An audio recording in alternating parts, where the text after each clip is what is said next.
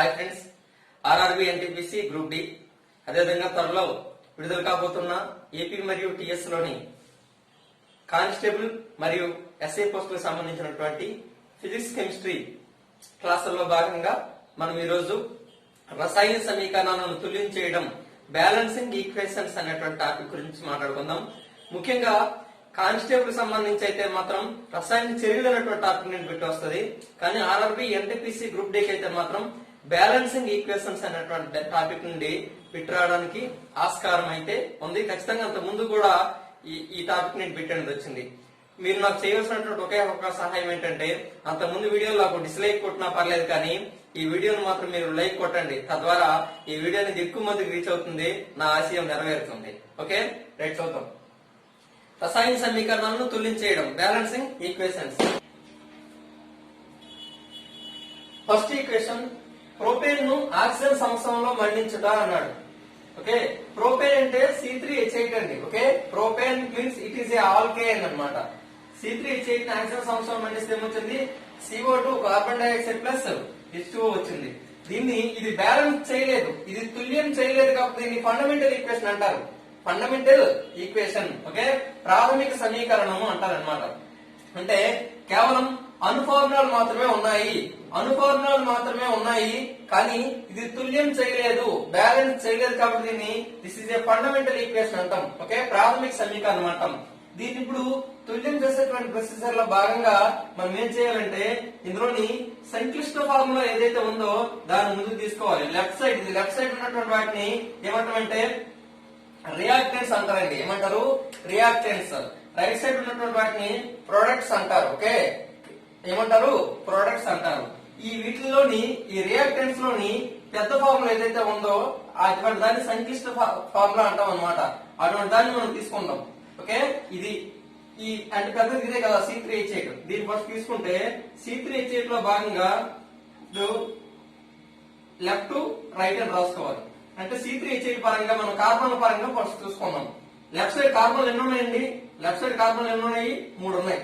Okay, C3H8 లోనే ఉన్నాయి కార్బన్లు 3 ఉన్నాయి. రైట్ సైడ్ కార్బన్లు ఎన్ని ఉన్నాయి? రైట్ సైడ్ కార్బన్లు 1 మాత్రమే ఉన్నాయి. ఎన్ని ఉన్నాయి? 1 మాత్రం ఉన్నాయి. అంటే ఇక్కడ 3 ఉన్నాయి, ఇక్కడ 1 ఉన్నాయి. ఈక్వల్ చేయాలంటే ఏం చేయాలి? ఇక్కడ కార్బన్ సంఖ్యను 3 చేయాలన్నమాట. దట్ మీన్స్ ఇక్కడ 3 అనేటువంటి నెంబర్ ఇచ్చుకుంటే ఏమవుతుంది? 3 అనేటువంటి నెంబర్ ఇచ్చుకుంటే ఇక్కడ కార్బన్లు 3 ఉంటాయి, ఇక్కడ కార్బన్లు 3 ఉంటాయి. అంటే కార్బన్ పరంగా మనం ట్రీట్ చేసేసినట్టే. నెక్స్ట్ హైడ్రోజన్స్ తీసుకుందాం. ఇక్కడ హైడ్రోజన్స్ ఎన్ని ఉన్నాయండి? లెఫ్ట్ సైడ్ 8 ఉన్నాయి. ఇక్కడ చూసుకున్నట్లయితే ఎన్ని ఉన్నాయండి? 2 ఉన్నాయి. ఓకే, హైడ్రోజన్స్ ఏమో లెఫ్ట్ సైడ్ 8 ఉన్నాయి, అదే విధంగా రైట్ సైడ్ ఎన్ని ఉన్నాయండి? 2 ఉన్నాయి. అంటే ఈ 2 అనేవి ఎన్ని అవ్వాలి? 8 అవ్వాలి. 2 అనేవి ఎన్ని అవ్వాలి? 8 అవ్వాలంటే ఏం చేయాలి? H2 అని ఉంది కాబట్టి ఇక్కడ 4 8 ఇచ్చుకున్నాం అనుకోండి, 4 2 8 అవుతుందా లేదా? అంటే హైడ్రోజన్స్ పరంగా 8 అవుతుందా లేదా? అంటే లెఫ్ట్ హైడ్రోజన్స్ 8 ఉన్నాయి, రైట్ హైడ్రోజన్స్ కూడా ఎన్ని ఉన్నాయి? 8 ఉన్నాయి. అంటే హైడ్రోజన్స్ పరంగా కూడా ఏమైనట్టు? ఓకే, హైడ్రోజన్స్ పరంగా లెఫ్ట్ అండ్ రైట్ కూడా ఈక్వల్ అయిపోయినట్టే. ఇంకా రిమైనింగ్ ఏమున్నాయి? ఆక్సిజన్స్ ఉన్నాయి. ఏమున్నాయి? ఆక్సిజన్స్. ఇక్కడ ఆక్సిజన్స్ అనేవి లెఫ్ట్ సైడ్ ఎన్ని ఉన్నాయండి? లెఫ్ట్ సైడ్ ఎన్ని ఉన్నాయి? 2 ఉన్నాయి. ఇక్కడ రైట్ సైడ్ ఎన్ని ఉన్నాయండి? 4 ఇంటూ ఆక్సిజన్ కాబట్టి ఆక్సిజన్స్ ఎన్ని ఉన్నాయి? 4 ఉన్నాయి. రైట్. అంటే ఇప్పుడు రైట్ సైడ్ 4 ఉన్నాయి, లెఫ్ట్ సైడ్ ఏమో 2 ఉన్నాయి. అంటే ఈ లెఫ్ట్ సైడ్ 4 కావాలంటే ఏం చేయాలి? ఈ O2 అనేటువంటి దాన్ని 2తో కానీ గుణించమనుకోండి, 2తో కానీ గుణిస్తే ఏమవుద్ది? 2 2 4. కాబట్టి 2O2 అని రాసుకున్నట్లయితే ఆక్సిజన్స్ మనకి ఏమైపోతాయి? 4 అయిపోతాయి అనమాట. ఏమైపోతాయి? 4 అయిపోతాయి. అంటే ఇప్పుడు లెఫ్ట్ రైట్ కూడా ఈక్వల్ అయిపోయిందా లేదా? సో దీన్ని మనం తుల్యం చేయడము అని చెప్తాం అనమాట. బిట్టి ఏ విధంగా చేస్తాడు మనకి ముందు క్లాస్ అండి, తర్వాత అర్థమవుతుంది అనమాట. అయితే దీన్ని మనం ఏమంటాము? బ్యాలెన్సింగ్ ఈక్వేషన్ అంటాం అనమాట. అంటే తుల్యం చేసినటువంటి సమీకరణం. ఇప్పుడు కూడా ఈ నెంబర్స్ అనేవి ఇప్పుడు 2 తో గుణించాం, ఇక్కడ 3 తో గుణించాం, ఇక్కడ 4 తో గుణించాం. ఈ నెంబర్స్ అనేవి చిన్న ఉండాలి. ఒకవేళ పెద్దగా ఉన్నాయి అనుకోండి, వాటిని మనం ఏం చేయాలని అంటే వాటిని సూక్ష్మ రూపంలో మార్చుకోవాలి, చిన్న నెంబర్లుగా మనం మార్చుకోవాల్సి ఉంటుంది అనమాట. అయితే మనం ఇక్కడ చేసింది చాలా చిన్న నెంబర్లతో ఇక్కడ మల్టిప్లికేషన్ చేసాం. చిన్న నెంబర్లు వాడుకున్నాం మనం తుల్యం చేయడంలో, కాబట్టి ఈక్వేషన్ మరింత చిన్నది చేయాల్సినటువంటి అవసరం అయితే ఉండదన్నమాట. ఫర్ ఎగ్జాంపుల్ ఈ ఈక్వేషన్ తీసుకున్నాం. 2C3H8 అంటే ప్రోపేన్ అనమాట, plus 10 oxygen useless to 6CO2 plus 8H2O అన్నాడు. ఇక్కడ చూసుకున్నట్లయితే మనకి ఈక్వేషన్ పరంగా వస్తుంది చూద్దాం. 2C3 అంటే కార్బన్స్ ఎన్ని ఉన్నట్టు 6 ఉన్నట్టు, రైట్ సైడ్ కార్బన్స్ ఎన్ని ఉన్నట్టు 6C అంటే కార్బన్ 6 ఉన్నట్టు సరిపోయింది. హైడ్రోజన్ ఇక్కడ ఎన్ని ఉన్నాయమ్మా 2H8 అంటే 16 హైడ్రోజన్ ఉన్నాయి, ఇక్కడ కూడా 8H2 అంటే 8 2 16 హైడ్రోజన్ ఉన్నాయి. ఇక్కడ ఆక్సిజన్ చూసుకున్నట్లయితే 10 × 2 20 ఆక్సిజన్స్ ఉన్నాయి, ఇక్కడ కూడా 6O2 అంటే 12 ఆక్సిజన్ ప్లస్ 8O 20 ఆక్సిజన్ సరిపోయి లెఫ్ట్ రైట్. అయితే ఈ ఈక్వేషన్ మనం రైట్ అని అనుకుంటాం కానీ తప్పు.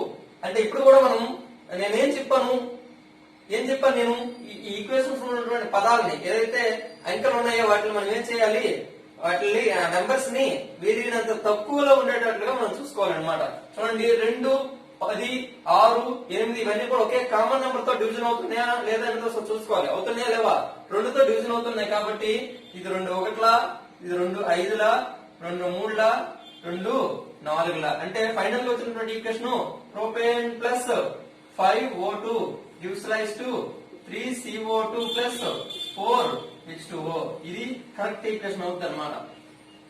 ఓకేనా? ఇది కరెక్ట్ ఈక్వేషన్ అవుతుంది. అంటే వీలైనంత వరకు నేను చెప్పేది ఏంటంటే ఈ ఉన్నటువంటి నెంబర్స్ ని మనం ఏం చేసుకోవాలి, తక్కువ చేసుకోవాలి. ఓకే, రేషనలైజ్ చేసి చూపించాలనేటువంటిది నా ఉద్దేశం అనమాట. క్లియర్? నెక్స్ట్ ఇంకొక ఎగ్జాంపుల్ చూద్దాం. ఫెర్రస్ ఆక్సైడ్ అయినటువంటిది అల్యూమినియం తో చర్య పొంది ఇనుము అల్యూమినియం ట్రైఆక్సైడ్ ను ఏర్పరచును అన్నాడు. ఓకే, ఐరన్ ఆక్సైడ్ అనమాట. ఫెర్రస్ ఆక్సైడ్ అంటే ఐరన్ ఆక్సైడ్ అని అర్థం. ఈ ఐరన్ ఆక్సైడ్ అయినటువంటిది అల్యూమినియం తో చర్య పొంది ఇనుము అంటే ఫెర్రస్ మరియు అల్యూమినియం ట్రైఆక్సైడ్ లను ఏర్పరచును అన్నాడు. చూడండి, ఫెర్రస్ ఆక్సైడ్ అంటే Fe2O3 అండి. అదేవిధంగా అల్యూమినియం అంటే Al gives rise to ferrous plus aluminium trioxide అంటే Al2O3. ఓకే, ఇవి రియాక్టెంట్స్, ఇవేమో ప్రొడక్ట్స్. అర్థమవుతుంది కదా? క్రియాజనకాలు, ఇవి క్రియాజన్యాలు. క్రియాజనకాలు, ఇవేమో క్రియాజన్యాలు.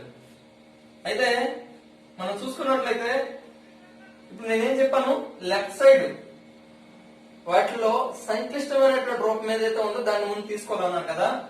వాటిలో ఫస్ట్ Fe తీసుకుందాం, ఫెర్రస్ ని తీసుకుందాం. ఓకే, ఫెర్రస్ పరంగా చూసుకున్నట్లయితే లెఫ్ట్ హ్యాండ్ ఉన్నాయి, రైట్ హ్యాండ్ ఉన్నాయి చూద్దాం ఒకసారి. ఇక్కడ ఫెర్రస్ ఎన్ని ఉన్నాయి, Fe2 అంటే ఫెర్రస్ లెఫ్ట్ సైడ్ 2 ఉన్నాయండి, రైట్ సైడ్ ఎన్ని ఉన్నాయి, రైట్ సైడ్ ఒకటే ఉంది. సో లెఫ్ట్ సైడ్ 2 ఉన్నాయి, రైట్ సైడ్ ఏమో ఒకటే ఉంది కాబట్టి మనం ఏం చేయాలి, ఓకే రైట్ సైడ్ ఇక్కడ 2 అనేటువంటి నెంబర్ గా ఇచ్చుకున్నాం అనుకోండి, లెఫ్ట్ సైడ్ ఫెర్రస్ 2 ఉంటాయి, రైట్ సైడ్ కూడా 2 ఉంటాయి, నో ప్రాబ్లం. ఓకే, ఇప్పుడు ఆక్సిజన్ తీసుకుందాం. లెఫ్ట్ సైడ్ ఆక్సిజన్ కానీ లెఫ్ట్ సైడ్ తీసుకున్నట్లయితే ఎన్ని ఉన్నాయండి, లెఫ్ట్ సైడ్ తీసుకుంటే ఎన్ని ఉన్నాయి ఆక్సిజన్లు 3 ఉన్నాయి.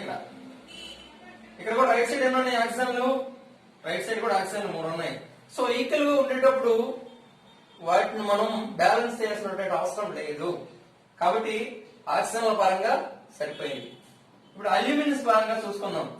అల్యూమినియం పరంగా లెఫ్ట్ సైడ్ ఎన్ని ఉన్నాయండి, అల్యూమినియం లెఫ్ట్ సైడ్ 1 ఉన్నాయి. ఓకే, లెఫ్ట్ సైడ్ ఎన్ని ఉన్నాయి, 1 ఉన్నాయి. కానీ రైట్ సైడ్ ఎన్ని ఉన్నాయి, 2 ఉన్నాయి. అంటే ఇక్కడ 2 ఉంది రైట్ సైడ్, లెఫ్ట్ సైడ్ ఏమో ఒకటే ఉంది కాబట్టి ఇక్కడ ఏం చేయాలి, 2 అనేటువంటి డిజిట్ తీసుకుందాం. ఏం తీసుకుంటాము, 2 అనేటువంటి డిజిట్ తీసుకున్నాం అనుకోండి, 2 అల్యూమినియంలు, రైట్ సైడ్ ఏమో 2 అల్యూమినియం. సరిపోయింది లేవా? ఇంకోసారి చెక్ చేసుకుని కావాలంటే. ఇక్కడ ఫెర్రస్ ఇక్కడ ఎన్ని ఉన్నాయి, 2 ఉన్నాయి. ఇక్కడ ఎన్ని ఉన్నాయి, 2 ఉన్నాయి. ఆక్సిజన్ ఇక్కడ ఎన్ని ఉన్నాయి, 3 ఉన్నాయి. ఇక్కడ ఎన్ని ఉన్నాయి, 3. అల్యూమినియం ఇక్కడ ఎన్ని ఉన్నాయి, 2. ఎక్కడ ఎన్ని ఉన్నాయి, 2. కాబట్టి మనం ఇచ్చినటువంటి సమీకరణాన్ని తుల్యం చేయగలిగామా లేదా, చేసేస్తాము.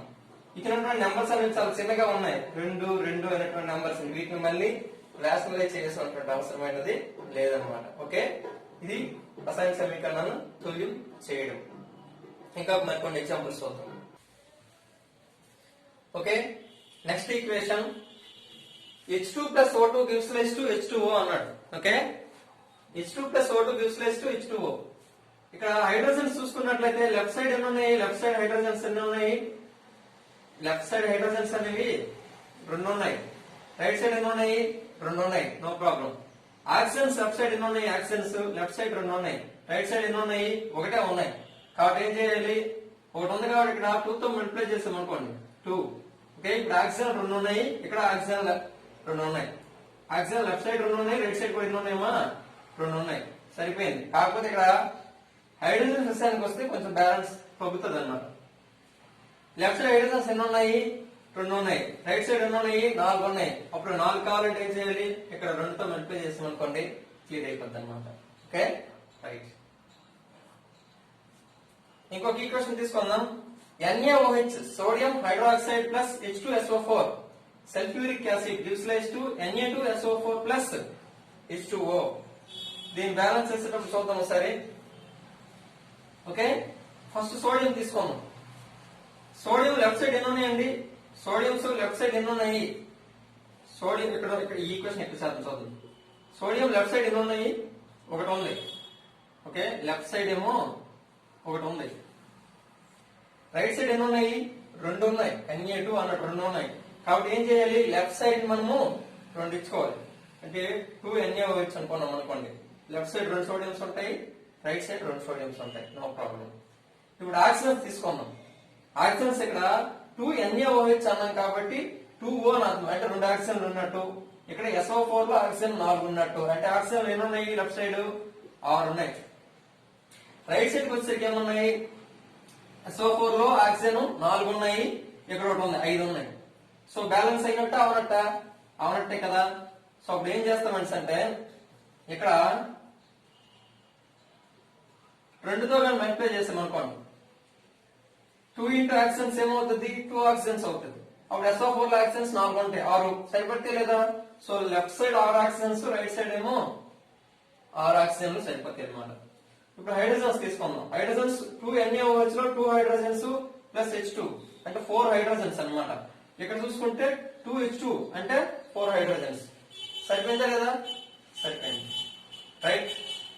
అదేవిధంగా SO4 పరంగా తీసుకున్నట్లయితే, సల్ఫర్స్ పరంగా తీసుకున్నట్లయితే ఇక్కడ ఒక S ఉంది, ఇక్కడ కూడా ఒకటే S ఉంది. నో ప్రాబ్లం, బ్యాలెన్స్ చేయాల్సినటువంటి అవసరం అనేది లేదనమాట. అదేవిధంగా ఆక్సిజన్లు ఇక్కడ ఎన్ని ఉన్నాయేమో ముందే లెక్క పెట్టేసాం. ఇక్కడ 2 ఆక్సిజన్లు, ఇక్కడ 4 6. ఇక్కడేమో SO4 లో 4, ఇక్కడ 2 6. సరిపోయింది ఆక్సిజన్లు కూడా. ఓకే, సో బ్యాలెన్స్ అయిందా లేదా? So this is the balancing equation అన్నమాట.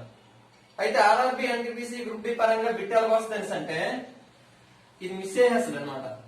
ఏదో ఒకటి మిస్ చేసేస్తుంది. 2 NaOH plus H2SO4 gives rise to dash plus 2 H2O అంటాడు అనమాట. అంటే ఇక్కడ వచ్చినటువంటి ప్రోడక్ట్ ఏంటన్నది మనమే ఐడెంటిఫై చేసుకోవాలి. లెఫ్ట్ రైట్ రాసుకొని ఏదైతే చాలవో ఆ చాలని వాటిని ఇక్కడ రాసుకుంటాం అనమాట.